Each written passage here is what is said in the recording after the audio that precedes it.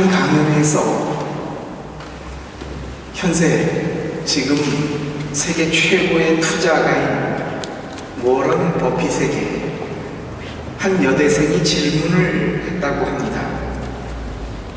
성공을 어떻게 정의하십니까? 성공이 무엇이라고 생각하십니까? 라고 워런 버핏에게 한 여대생이 질문을 했다고 합니다. 그때 워런 버핏이 이렇게 대답을 했답니다.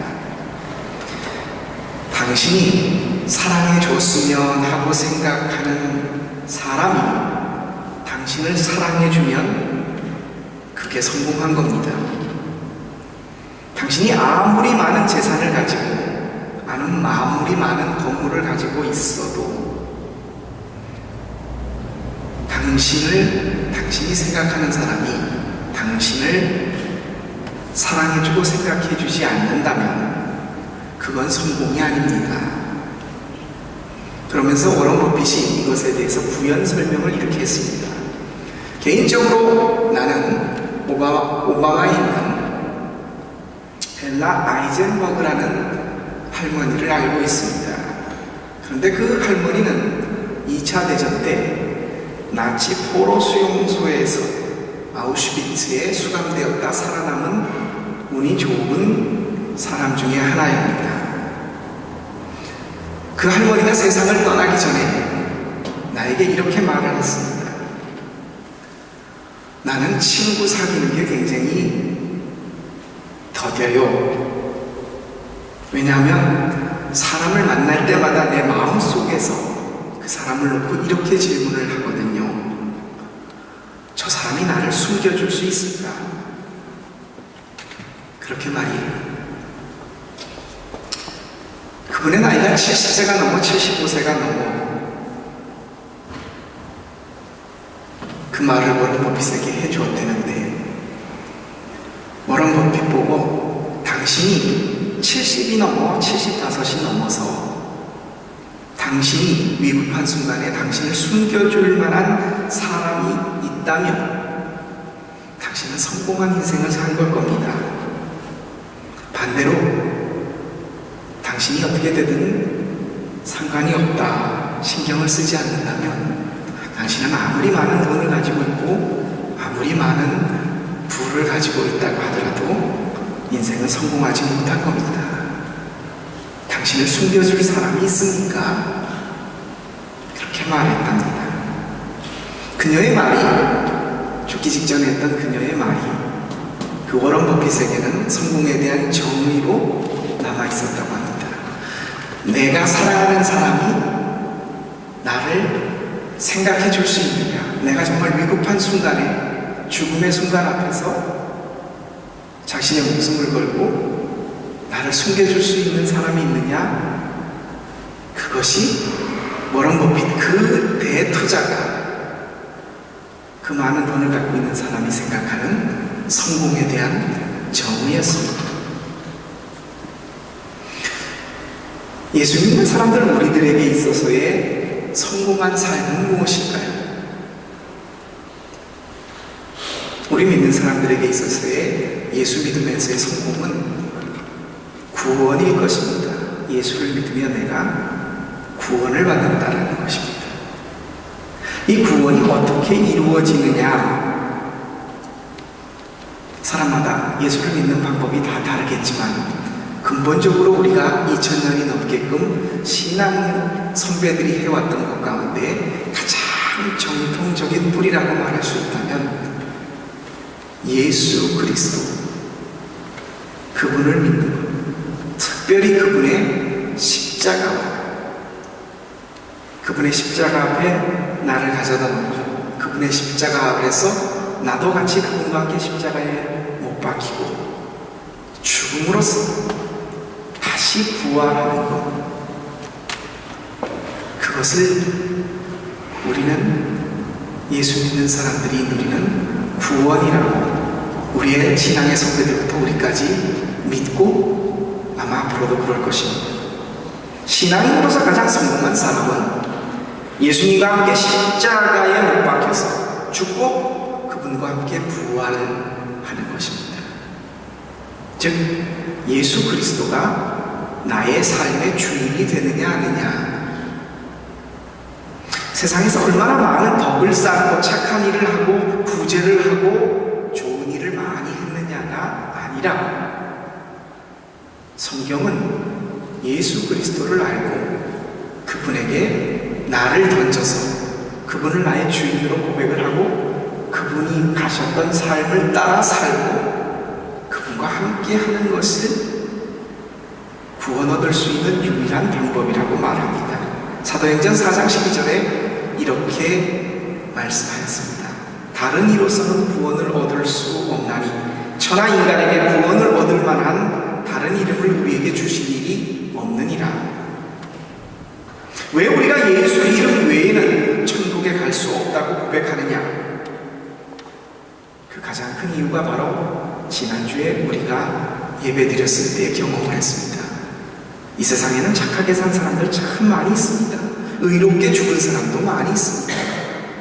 하지만 하나님의 아들로서 이 땅에 오셔서 죽음을 이기시고 부활하신 분은 예수님이 유일하기 때문에, 죽음을 이기시고 부활하셨기에 그분은 인간 어느 누구도 건널 수 없었던 그 강을 건넜고, 그것으로서 우리에게 참 구원의 길, 죽은 사람도 살 수 있다는 구원의 길을 우리에게 열어주셨습니다. 지난주 우리는 그 사건을 경험했습니다. 이 시간 다시 한번 저는 역사적 사건으로서의 부활이 우리의 믿음이 되고 고백되어져야 한다는 의미에서, 부활주일이 지난 다음 주이지만 다시 한번 예수님의 부활을 생각하고자 주님이 주시는 말씀 속에 말씀을 전하려고 합니다. 오늘 우리는 부활의 엄청난 사건을 경험한 제자들과 여인들이 부활의 소식을 처음 접하고 깜짝 놀라 아무 말 하지 못하고 있을 때에 천사가 그녀에게 했던 말을 주목해서 보려고 합니다. 천사가 깜짝 놀란 막달라 마리아라고 우리가 알고 있죠. 예수님의 무덤의 문이 열려있는 것을 보고 놀라서 예수님의 시체들과 가져갔나 슬픔 속에서 찾던 그 여인에게 마태복음과 마가복음에서는 천사가 이렇게 말합니다. 그가 다시 살아나셨다. 여기 계시지 않고 빈 무덤을 보라. 그가 누우셨던 자리를 보라. 이게 그가 입으셨던 수의다. 그리고 너희들에게 말씀하지 않으셨냐? 너희들보다 먼저 갈릴리로 가실 것이다. 거기로 가면 그분을 뵐 수 있을 것이다. 부활 이후 예수님의 행적에 관심을 가지고 성경을 읽다 보면 참으로 흥미로운 부분이 등장을 합니다. 이 마태, 마가, 누가, 요한, 특별히 마태, 마가, 누가는 서로 기록한 것이 아주 비슷비슷합니다. 우리가 공관복음이라고 말합니다. 이 공관복음 속에서 보이는 부활 이후, 부활의 모습은 조금씩 다르게 표현되고 있지만, 예수님을 만난 사람도 조금씩 다르고, 부활 이후를 부활을 알리는 천사가 하나냐 둘이냐 전부 조금씩 다르지만 한 가지 공통되게 나타나고 있는 것이 예수님이 부활하셔서 이곳 예루살렘에 계시지 않고 다른 곳에 가 계시다라는 것을 말씀하십니다. 오늘 마태 본문 속에서는 예수님의 무덤으로 갔던 막달라 마리아와 다른 마리아에게 예수님은 보이시지 않고 흰옷을 입은 한 천사가 말하기를 그분은 살아나셨고 이곳에 계시지 않는다고 합니다. 그가 살아계실 때 제자들에게 하셨던 말씀, 너희보다 먼저 갈릴리로 가리라. 거기서 그를 뵈리라 라고 말씀을 전해줍니다. 기뻐하며 돌아오는 길에 예수께서 나타나셔서 그 여인에게 묻습니다. 샬롬, 평안하느냐? 그리고 그 여인에게 말합니다. 형제들에게 이르기를 갈릴리로 가라. 거기서 나를 볼 수 있을 것이다. 마가복음 16장 7절에서도 보면 흰 옷 입은 한 청년이 이르기를 제자들에게 말하라. 그가 너희보다 먼저 갈릴리로 가셨다. 너희가 너희에게 전에 말씀하신 대로 거기서 너희가 그를 뵐 수 있을 것이다. 우리는 여기서 아주 중요한 지명 한 곳, 갈릴리라는 이름을 듣습니다. 왜 부활하신 예수님은 예루살렘에서 자신의 모습을 보이지 아니하시고 갈릴리로 가셨을까요? 그리고 죽기 전에 그것을 왜 그렇게 말씀하셨을까요? 수구초심,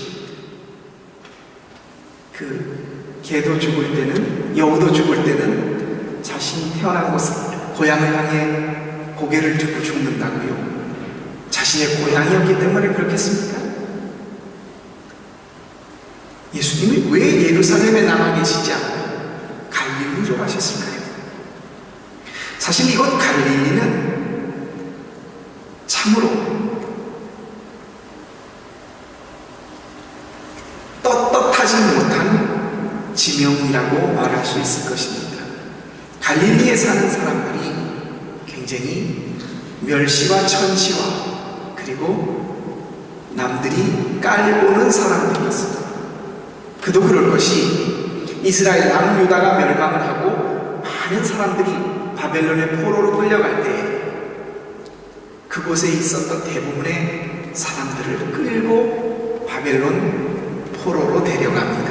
그 땅에 남아있었던 나머지 사람들은 집이 없는 불황아라든가 아주 천민 사람들을 그들만을 남겨두고 이스라엘 민족들 가운데 대다수의 소위 똑똑하고 있고 배우고 했던 모든 사람들은 다 바벨론의 포로로 끌고 갔습니다. 그리고 바벨론 포로 생활을 마치고 돌아와 보니까 그 땅에 살던 사람들이 바벨론의 식민지 정책에 의해서 다른 이방인들을 거기 그곳 유대 땅이나 갈릴리 땅에다 갖다 놓았는데 데려다 놓고 살게 했는데 그들과 결혼을 하고 그리고 소위 말하는 선민, 하나님의 선택된 백성으로서의 지조를 지키지 못하고 이방 사람들과 피를 섞고 살았다. 돌아왔던 사람들이 그 땅에 머물렀던 사람들과 큰 갈등 속에 그들을 굉장히 무시하면서, 여러분 성경에서도 보셨지만 예수님께서 정오 낮 12시에 사마리아 우물가에 가서 물 길른 여인에게 물을 달라고 했을 때 그 여인은 예수님을 몰라보고 당신은 유대 사람이면서 왜 사마리아 여인인 나에게 물을 달라고 하느냐. 이상하다. 유대 사람들은 우리들하고 말도 잘 섞지 않는데 그런 의미가 내포되어 있습니다. 그럴 정도로 갈릴리 사람이다 하면 굉장히 무시하고 천시했습니다. 그래서 빌립이 나다나엘에게 가서 내가 메시아를 본 것 같다 라고 말하자 나다나엘이 그 출신이 어디냐? 갈릴리다. 그랬더니 이렇게 말합니다. 무슨 갈릴리에서 선한 것이 나올 수 있겠어? 나사렛에서 무슨 선한 것이 나온다고? 예수님은 이 멸시와 천시의 땅, 오명의 땅 갈릴리로 자신의 영광스러운 부활을 나타내시기 위하여 가셨습니다. 왜 예수님은 예루살렘에 머무시지 않고 그곳 사람들이 다 우습게 여기고 멸시하는 갈릴리로 가셨습니다? 누구도 상상할 수 없었던 부활이라는 엄청난 사건을 이뤄내신 분이 제일 먼저 간 곳은 예루살렘 성전이 아니라 갈릴리였습니다. 자신이 첫 번째 사역을 시작하셨던 것도 이곳 갈릴리였습니다. 가난하고 소외된 사람들, 병든 사람들이 득실거리는 땅, 약속도 미래도 없어 보이는 저주받은 땅, 모든 사람이 업신여기며 비아냥거리는 오명의 땅, 그것으로 그분은 가셨습니다. 장엄하고 화려하고 권위 있는 성전이 있는 거룩한 땅 예루살렘이 아니라 부와 권력이 꿈틀대며 이것을 추구하며 그것을 위해 달려가는 사람들이 넘쳐나는 희망의 땅 예루살렘이 아니라 바로 멸시와 천시의 땅 갈릴리로 가신 것입니다. 그것도 제자들보다 먼저 갑니다. 그분은 부활 이후에 모든 것을 새롭게 시작하기를 원하셨습니다. 그곳 갈릴리에서 그분은 당신이 처음 사역을 시작하셨을 때처럼 모든 것을 새롭게 시작하기를 원하셨습니다. 그러나 그것은 당신이 아닌 당신의 부활을 경험한 제자들로부터 말입니다. 그래서 천사들이 말하기를 그분이 너희보다 먼저 갈릴리에 가서 너희를 기다리고 계신다. 거기 가면 그분을 만날 거라고 말을 전해줍니다. 제자들은 거기 갈릴리에서 부활하신 주님을 배웠습니다. 그리고 그분이 그들에게 부탁하셨던 말씀을 듣고 따르기로 했습니다. 예수님의 부활을 경험한 사람들, 그들은 한결같이 그분을 전하고 그분을 위한 고난과 위협, 십자가에 죽는 것까지를 두려워하지 않았습니다. 예수님의 부활을 전하기 시작한 그들에게 다가온 것은 영광과 권세가 아니라 죽음과 고통과 아픔이었습니다. 왜 그들은 그 고난을 자처했을까요? 부활한 예수님을 경험한 그들에게는 영광과 권세가 아니라 그들의 남은 사역, 예수님의 남은 사역을 완성하라는 사명을 받은 것이었습니다. 이는 예루살렘과 사마리아와 땅끝까지 이르러 나의 증인이 되라고 하셨던 예수님의 말씀. 가난한 자들에게 아름다운 소식을 전하며 마음 상한 자에게 위로를, 포로된 자에게 노임을 전하라는, 슬픈 자를 위로하라는 이사야의 말씀처럼 그리스도의 나라가 이 땅에 이루어지기 위하여 그들은 사도 바울이 말한 대로 그리스도께서 남겨놓으셨던 마지막 남은 고난을 그들의 마음속에 몸속에 채워가기 위하여 그들은 예루살렘에 남아있었던 것이 아니라 갈릴리로 갔던 것입니다. 사랑하는 성도 여러분, 오늘 우리는 예수님의 부활을 기뻐하고 찬양했습니다. 나도 부활할 수 있다. 근데 언제부터인가 우리 기독교는 고난의 십자가는 저 깊은 곳에 감추어두고 부활의 영광만을 추구하는 예수 믿으면 우리가 꿈꾸는 것은 예루살렘에 머물러서 소망과 기쁨과 장엄하고 화려한 그 모습을 부활의 상징으로 언제부터인가 마음속에 담아두게 되었습니다. 그런데 부활하신 예수님은 정작 그 땅 예루살렘이 아니라 업신여기고 천시여김을 받는 오명의 땅, 가난한 사람들이 득실거리고 아픔이 넘쳐나는 곳 갈릴리로 제자들보다 먼저 가셔서 거기서 그 제자들을 기다리셨고 제자들을 맞이하셨고 그 제자들과 함께 하나님의 나라를 이루어 가기를 원하셨습니다. 우리에게는 영광의 부활로 예루살렘에 남아있기를 원했지만 예수님은 제자들에게 우리에게 갈릴리에서 나를 만나리라 오늘도 말씀하고 계십니다. 부활의 영광이 있기 전에 우리에게는 주님이 하셨던 십자가의 고난의 길, 그리고 마지막 남은 그리스도의 사역 가운데 갈릴리로 가는 일이 아직 우리에게 남아있습니다. 그 이후에 우리 주님은 영광스러운 부활을 허락하실 것입니다. 사랑하는 성도 여러분, 화려하고 장엄해 보이는 예루살렘이 아니라 우리가 부활하신 주님을 만날 곳은 바로 갈릴리입니다. 그곳 갈릴리에서 우리 주님을 만나 뵙고 주님이 우리를 위하여 준비하셨던 주님의 뒤를 따르는 길을 우리가 그리스도의 남은 고난을 우리 몸속에 채움으로써 우리 주님이 우리에게 허락하신 영광스러운 부활, 그분을 만나 뵐 수 있는, 부활하신 주님을 진정으로 만나 뵐 수 있는 갈릴리에서 사는 우리들의 모습 속에서 주님의 영광스러운 부활을 준비할 수 있는 저와 여러분이 삶이 되시기를 주님의 이름으로 부탁드립니다. 아멘. 기도드리겠습니다. 그 힘든 십자가의 고난을 이겨내시고 사망의 권세를 이겨내신 우리 주님께서 부활하셔서 처음 간 곳은 예루살렘 성전이 아니라 바로 갈릴리였습니다.